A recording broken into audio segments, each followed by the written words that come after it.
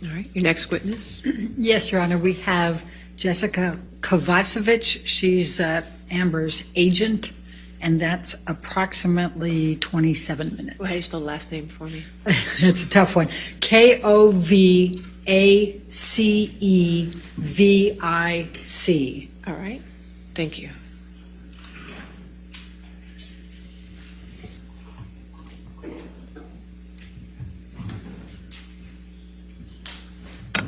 Good afternoon, Ms. Kovacevic. And Ms. Kovacevic, do you know that you are here today in your personal capacity and also as a representative of your agency, WME? I do. Ms. Kovacevic, what do you do for work? I'm a talent agent. Would you please describe in just very general terms what a talent agent does generally? Generally, you procure work for your clients. You make introductions, you read their scripts, you negotiate their deals. And I take it Ms. Hurd is one of your clients? Yes. Did Ms. Hurd have a successful career at the time you began working with her?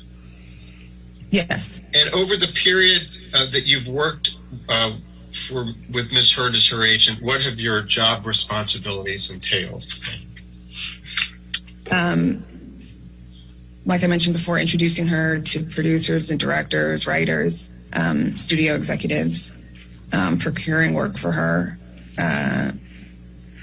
introducing her to people that can employ her, and then negotiating her deals, and then dealing with whatever happens on while she is working, anything that arises that needs dealing with. Did you ever, at any point in time, see Mr. Depp hit Ms. Hurd? No. Were you working with Ms. Hurd when she was cast in the original Aquaman? She was cast in Justice League first, and then the deal was to be in Justice League, the first Aquaman and the second Aquaman.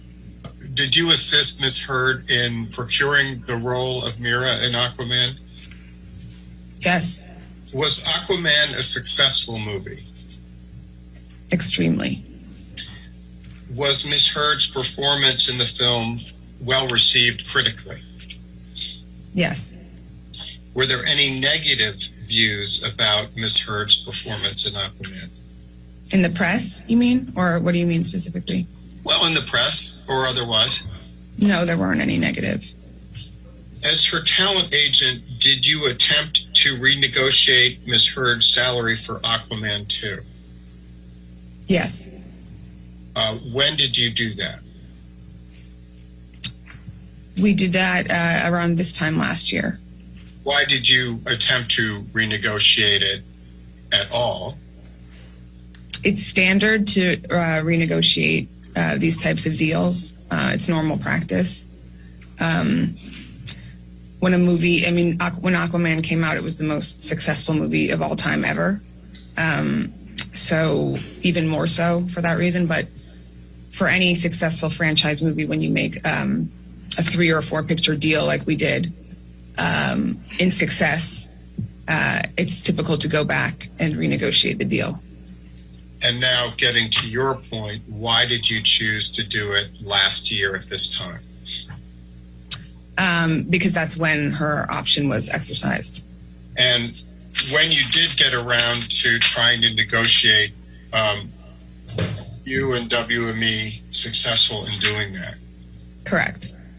When did he call Warner Brothers to renegotiate the next film? It would have been the end of February last year. What year is that, 2021? Yes. At some point, were there press reports that Ms. Hurd was getting released from Aquaman 2? There were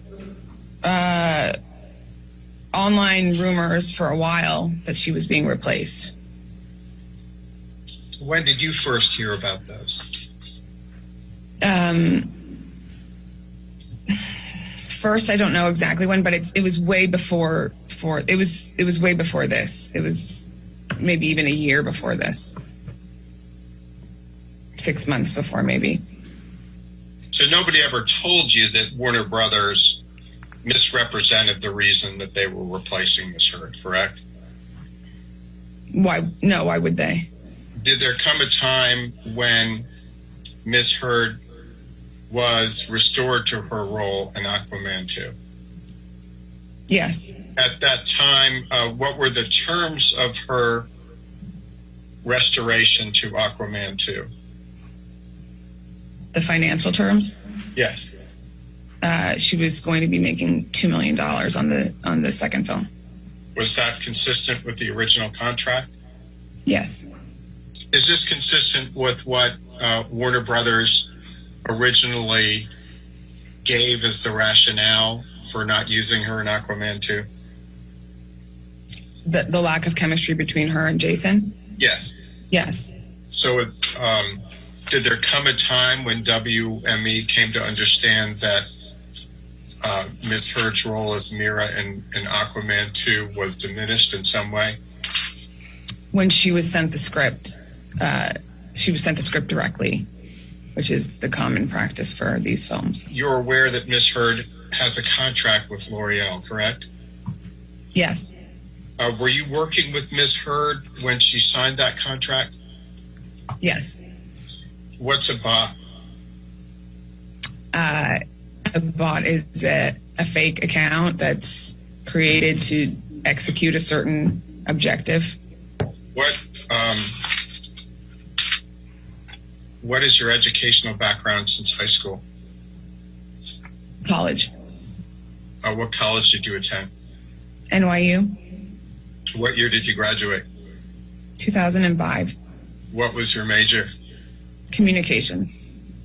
When WME first began working with Ms. Heard as her talent agent, you said she had had some success. How well known was Ms. Heard?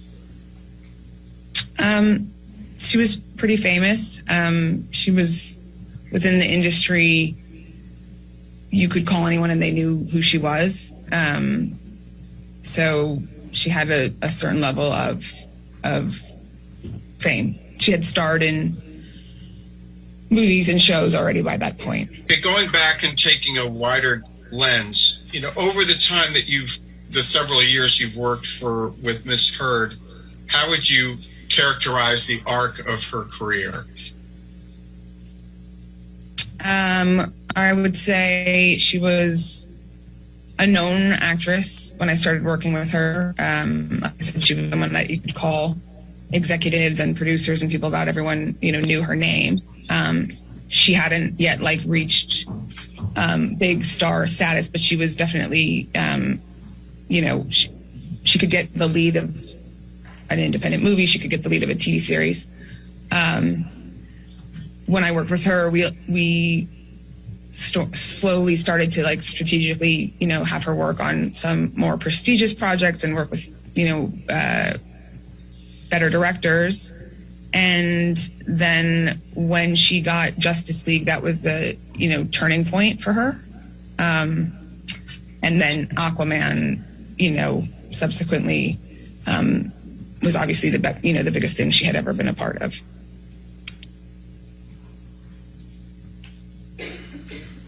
And is the arc of her career now on the upswing with her being part of Aquaman 2? No. Tell me what you mean. Why not?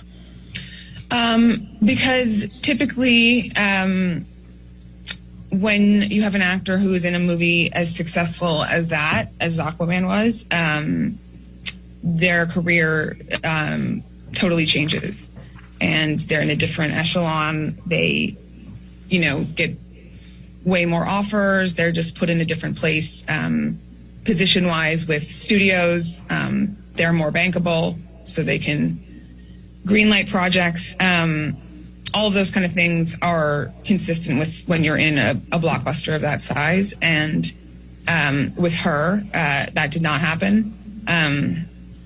It happened, very significantly for her co-star. Obviously, he's the lead of the film and he's the title character, but even a small percentage of that did not happen for her. So that's That's my assessment. What evidence sitting here today do you have that this caused her career any harm? Because evidence in that, in my experience and the experience of my colleagues in the experience of this business, your career takes a turn after something like that. She was very well received in the movie at the time. Everyone was very happy with her at the time. There was no issues. And then to have a complete downturn after that, and then have that coincide with constant tweets and negativity put out about her. I don't have a physical piece of paper of evidence, but it's the only logical conclusion I can draw. Can you name a single role she has lost as a result of any activity by Adam Waldman or anyone at his behest? There was a movie at Amazon that she had been offered with Gael Garcia Bernal. I don't know what the final title of it is called now. I can look it up. It had a working title at the time. That they took away from her. And, the lead actor who was a producer on it very much wanted it to be her and was very frustrated with the process. And no one can say out loud, we're taking this away from her because, of this bad press, because it's nothing she did, and it's all hearsay, and it's all, whatever. But there's no other reason. Now, Ms. Kovacevic, you've testified a bit about Adam Waldman, correct? Correct. And can you point us to any career opportunities that Ms. Heard has lost because of any statements made by Mr. Waldman?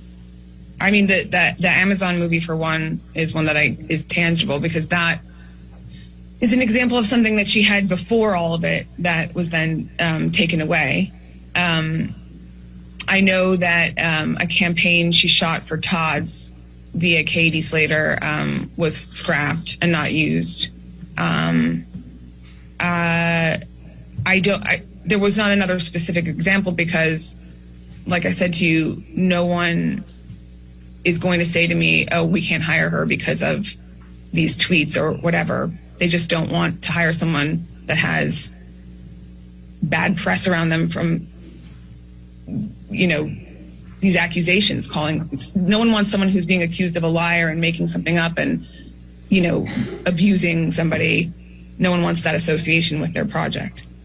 And directing your attention 10 pages into the article, there's another quote from Mr. Waldman. Mr. Waldman states in this article, quote, quite simply, this was an ambush, a hoax. They set Mr. Depp up by calling the cops, but the first attempt didn't do the trick.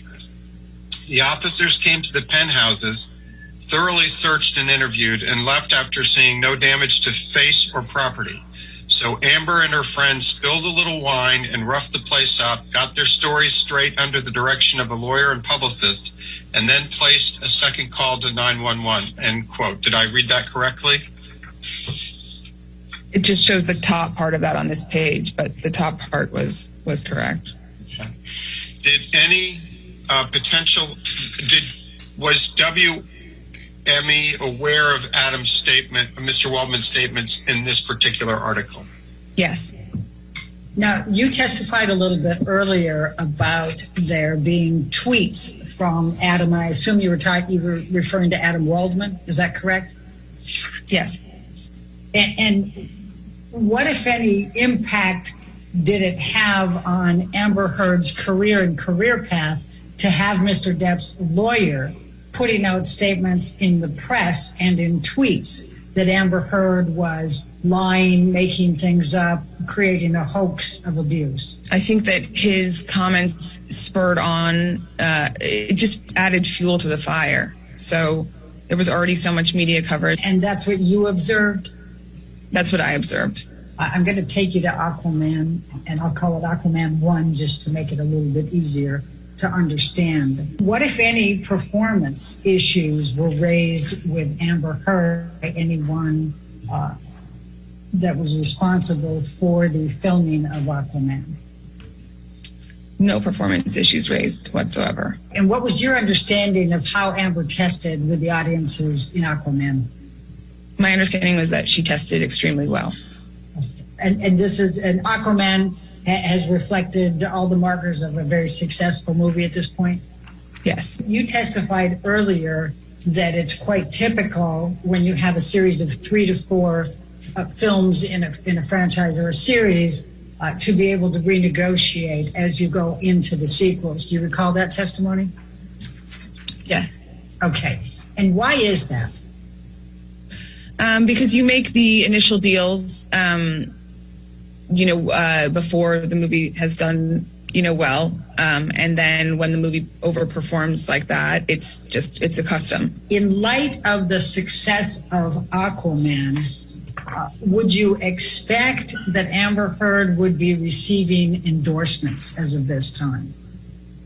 Yes. And what is the typical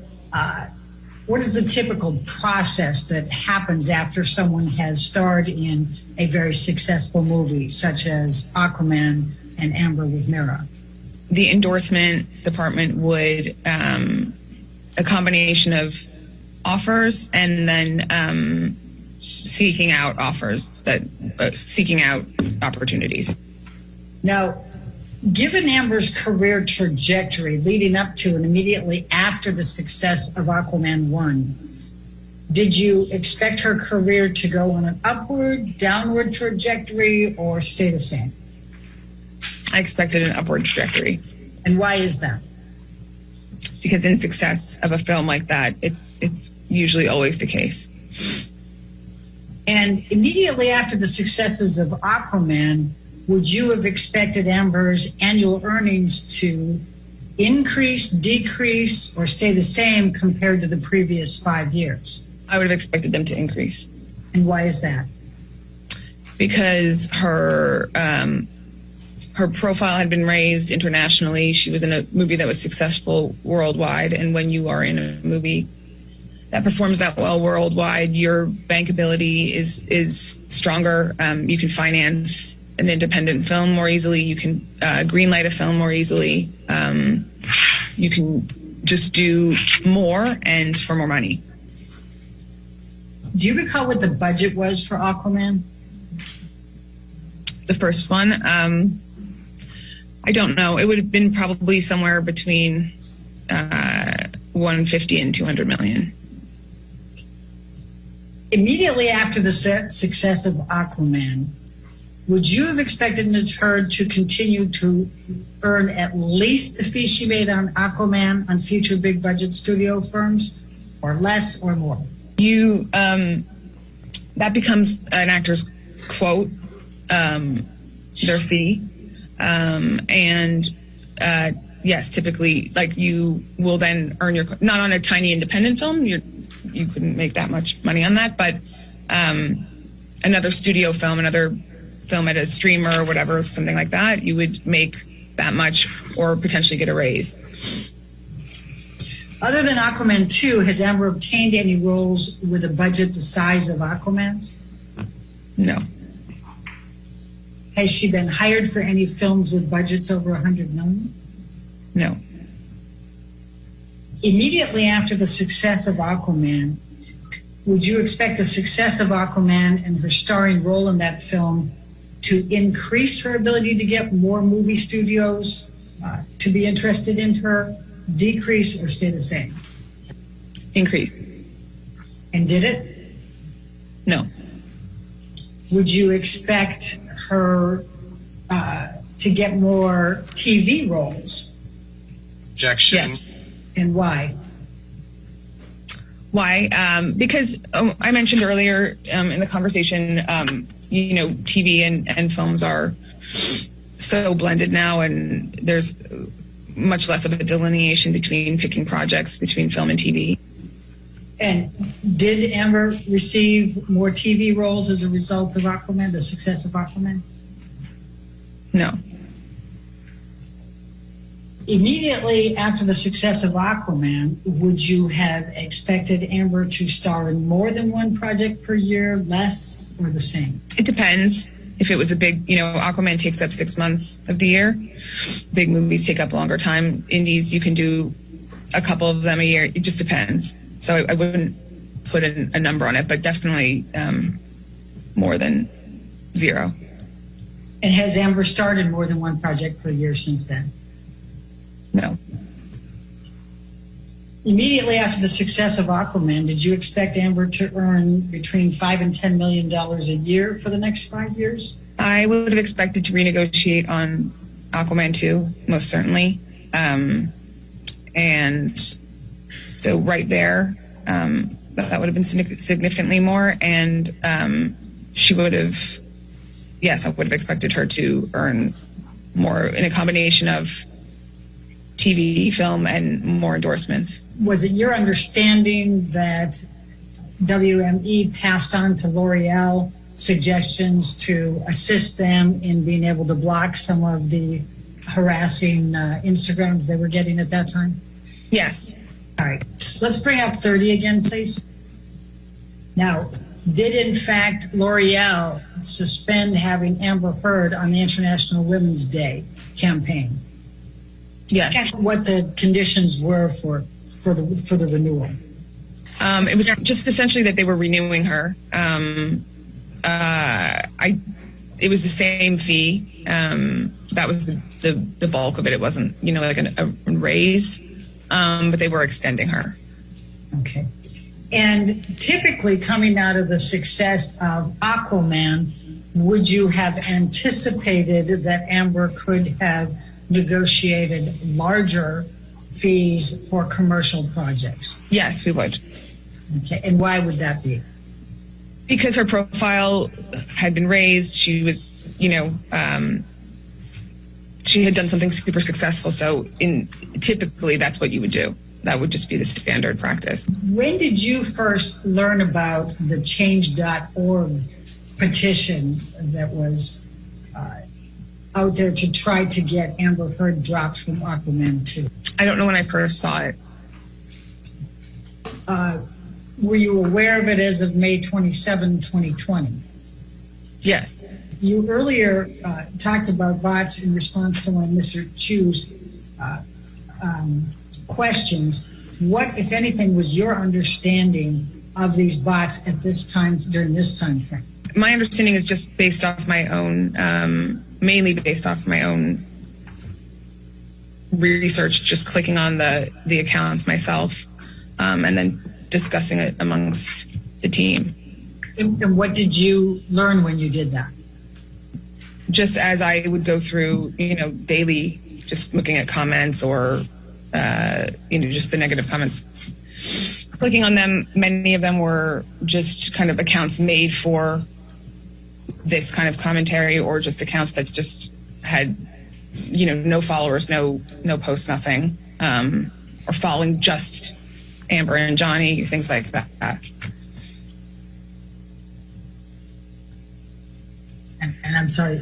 And so what did you learn from clicking onto those that led you to believe they were bots? They weren't consistent with what I know to be actual Instagram accounts. When you look to set a career trajectory for an actor who just broke out in a major franchise film, would you look to other comparable actors' careers to ascertain what type of acting jobs they could get? I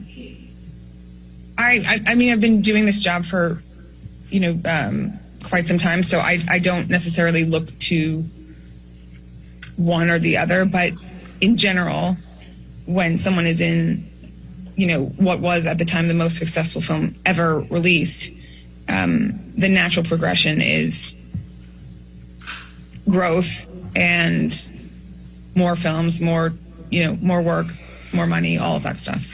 And when you say the most successful film ever, you're referring to Aquaman 1, correct? Correct. Okay. Are comparable actors' salaries used in your mind to ascertain the asking price for an actor in a similar film? Are comparable actors' salaries used in your mind to ascertain the asking price for an actor in a similar film? Yes. Would you consider Anna de Armas' career to be comparable to Amber's in measuring where Amber would have been after Aquaman 1? Should have been. Ana de Armas, yes, I would say that would be a comparable, that would be a good comp. All right. Yes, ma'am.